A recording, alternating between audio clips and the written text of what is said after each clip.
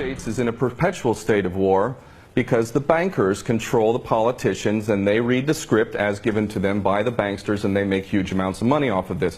What this gentleman is saying about the United States not wanting war, not wanting to get involved is like Iraq 2.0.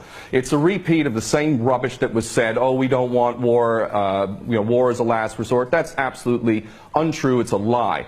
Those that are in government are nothing more than prostitutes who are carrying out the orders of those who are in charge of them, and those that are in charge want another war. And part of that is what we discussed earlier, the Greater Israel Project, to destabilize any Arab regime which might have any kind of autonomy and self-determination. Any regime in the Arab world that is not an absolute puppet cannot be tolerated. And who are the nations that we target?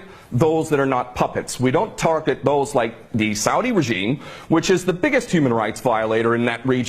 It's cutting off people's heads in public, cutting off hands. It is the most grotesque regime on the planet, and yet we give that regime weapons and it's no problem whatsoever. The duplicity and hypocrisy of the United States and the West can't even be measured. It is so enormous. And these mouthpieces, such as this gentleman in Washington, is only doing a disservice to himself and his country. And the fact is that American sons and daughters will get involved in this yet again, and these chicken hawks who are pretending to care about the Syrian people are going to be sacrificing not their own sons and daughters. I would like this man to send his sons and daughters and his grandchildren off to Syria when this turns into a greater conflict, because this is what we're flirting with, is a world war. A third world war. This is not a joke. We are flirting with a third world war on the basis that apparently we care so much about the Syrian people, just like we care so much about the Iraqi people and the Afghani people. The only people that buy this sort of stuff are either bought-off prostitutes or the dumbest of the dumb. And we're also led to believe that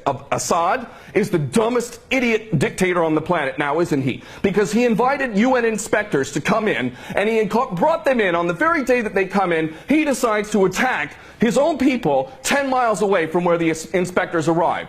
This is beyond ridiculous, and the only people that buy this, again, are bought-off prostitutes or the dumbest of the dumb.